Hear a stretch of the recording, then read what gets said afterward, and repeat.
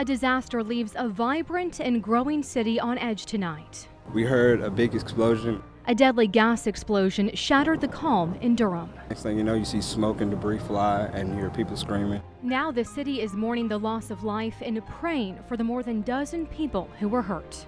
I feel a real sense of loss and of grief. It's a very difficult day in that way. Our team coverage of the Durham explosion starts right now. Good evening, I'm Tara Hershaft. New details are emerging from the scene after the blast shook downtown Durham and beyond this morning. Here's a look at the aftermath. Chopper 11 showing us the epicenter scorched, just the shell remaining. The building beside it left with extensive damage. The initial call alerting firefighters that a gas line was struck just after 9:30 this morning. The explosion happened just after 10 o'clock this morning, damaging 5 buildings in all. And let's get you caught up with the very latest. One person is dead at this hour. The Durham Fire Department is reporting 17 injuries. 6 of those injured are in critical condition.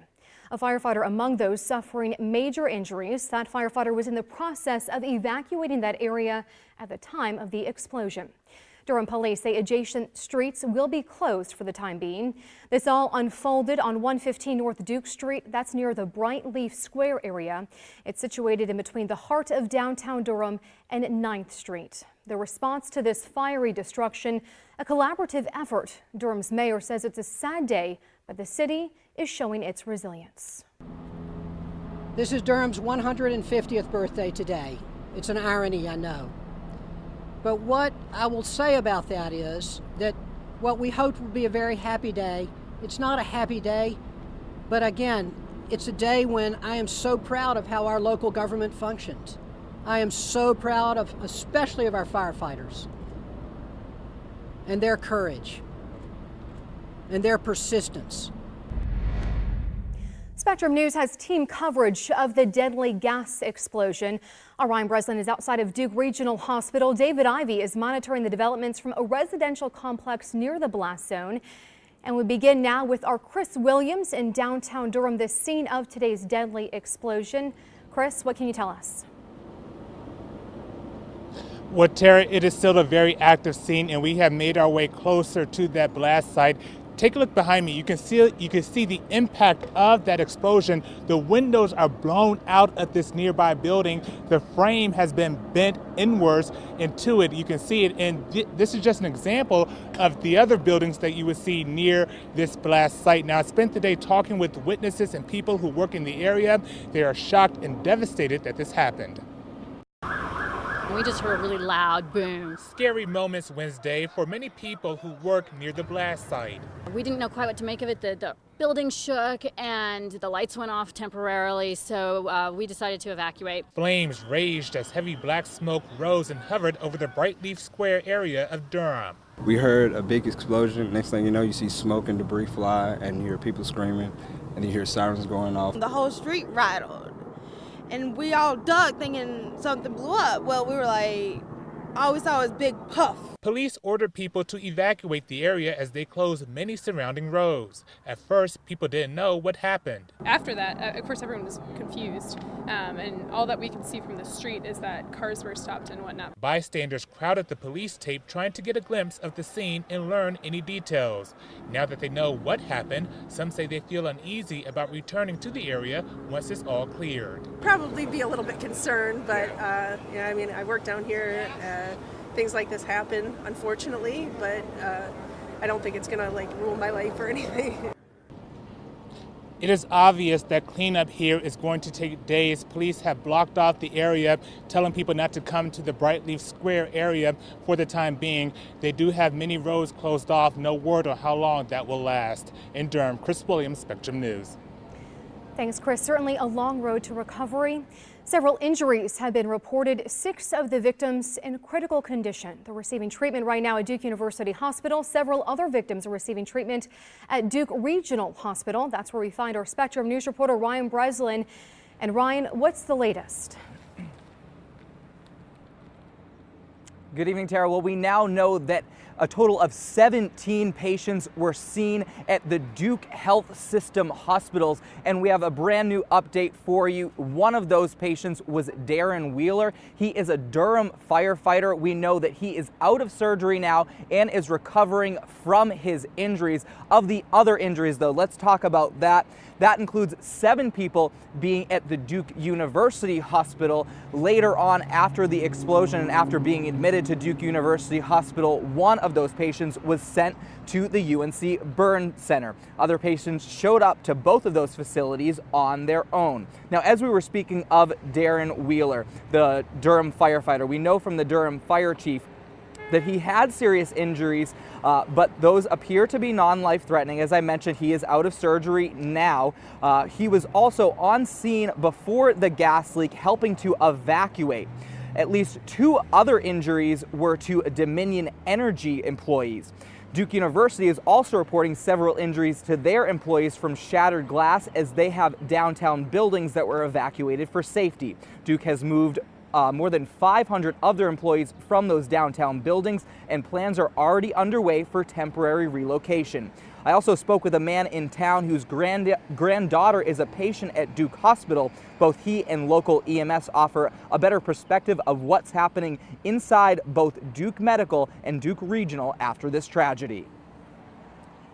Well, our son's over there now. He was telling us that they stopped all emergency surgeries and they were prepping for people coming in and everything, so we left just before all of that started coming. Both hospitals activated their disaster plans and were able to accept all the patients that we had to send to them, and we'd like to thank them for their prompt response there and helping us with that. Both hospitals are back to normal operations. So as you heard there from Durham EMS, both hospitals are back to normal operations now. Orange Person and Wake County EMS all came to Durham County to help backfill their operations while Durham EMS was addressing this situation. Also, we know that all the people that were in the building and the surrounding buildings where this all happened are accountable at this hour, but search and rescue operations are still happening for anyone that may still be stuck under the rubble. For now, outside of Duke Regional Hospital, Ryan Breslin, Spectrum News. Thanks, Ryan. No school tomorrow for the Durham School of the Arts. The school, home to both middle and high schoolers, is right across the street from the explosion scene. The school district wants to evaluate the structural integrity and safety of the building. With classes dismissed early today, Durham's Northgate Mall became an impromptu staging area, hosting students and parents. One parent was appreciative of the effort of everyone involved. Principal came on the announcements and said that there's a gas explosion at Caffeinate and that we would be in second period for an indefinite amount of time. And then a couple minutes later, he said that everyone was going to leave DSA because they didn't know if it was going to be safe. Northgate Mall provided free lunch for the students who were waiting. Counselors will be available tomorrow from 9 a.m. to 4 p.m. at the Staff Development Center on Hillendale Road. And this destruction that is now the focus of an investigation is close to the West Village apartment complex. Hundreds called that area home, those residents speaking out tonight about the blast that rocked their neighborhood. And our David Ivey is monitoring that reaction for us in downtown Durham. David, such a scary time for these residents. Yeah, absolutely. Some of them told me this was just an overwhelming situation that happened. Now, just behind me is the gate to West Village Apartments, and the last few minutes we've watched people start to come back in. It's fairly peaceful, fairly calm right now, but let me show you some video that's only about a block or so away from this apartment complex to show you that it was anything but calm and peaceful. This is where the explosion happened. Now, most of the people that were at the West Village apartment complex were not home when it happened, but a few were. And they described a very loud sound, a very scary sound. A lot of things in their apartments shook. The damage wasn't too bad. Maybe some windows were jammed and things like that. So overall, the things are probably going to be okay for most everybody here at the West Village Apartments. But we did talk to one young lady who unfortunately has had a lot of lifetime experience with disasters, whether they be man-made or natural disasters. I kind of went into shock mode, and I kind of went into this can't happen because I actually moved here from Houston and I'm a Harvey survivor, and I thought one natural disaster is enough. Now, as you can see, it's just been, as the folks told me, an overwhelming, shocking day. They are starting to come back into their apartments and just trying to forget about what is a day that I doubt anybody is going to be able to forget about anytime soon.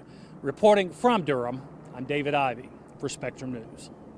Thanks, David. And reactions pouring in on social media, as you can imagine, as we learn the latest on this deadly explosion.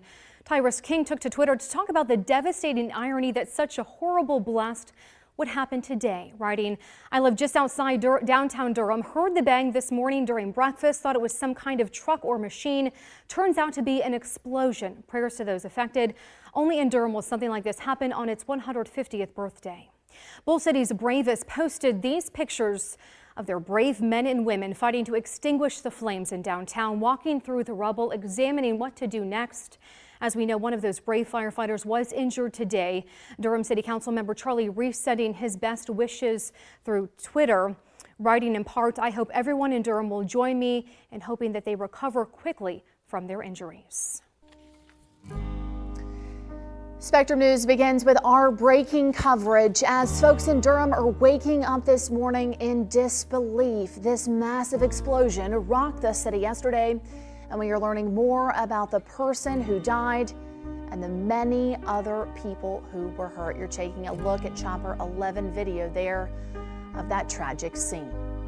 I'm Caroline Blair here with your morning news. It is Thursday, April 11th.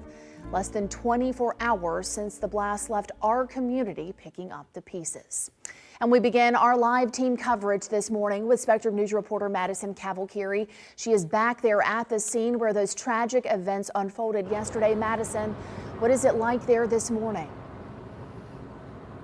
Well, Caroline, I can tell you really not much has changed since the late hours of overnight. Still investigators and first responders all over the center of where this all happened in downtown Durham. I'm going to step out of the way here so you can kind of see our viewpoint, but that is the Caffeinate coffee shop completely leveled down to the ground right there. We know investigators and first responders will continue to stay on the scene as they continue to comb through that rubble and check to see what they can find out. Likely they'll be here for the next several days, maybe even weeks, just trying to piece together the moments that happened right before this explosion. Now, overnight, we did learn the name of that one person confirmed to be dead following that blast. This is 61-year-old Kong Lee, pictured there in the middle of this picture, along with his daughter and son.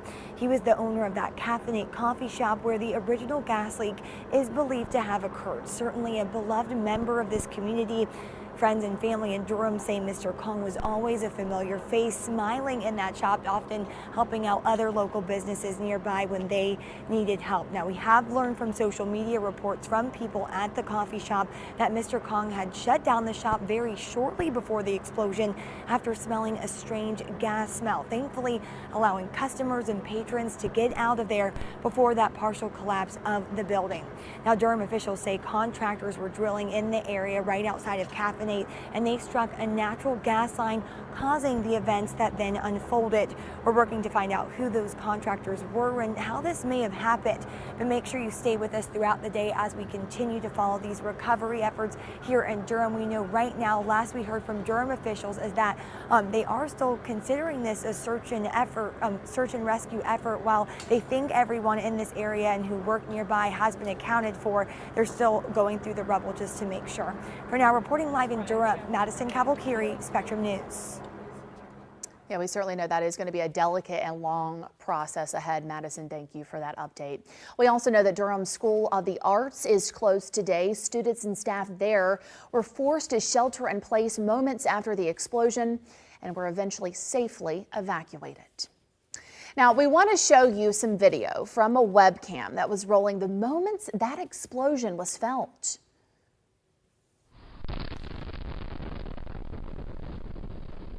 Yeah, you could hear there, physically see the camera shaking. Immediately hear afterwards car horns going off, sirens in the background.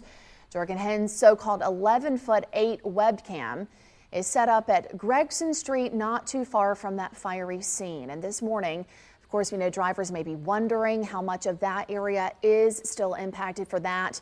We send it over to Brian Bliss live in our traffic center. Brian.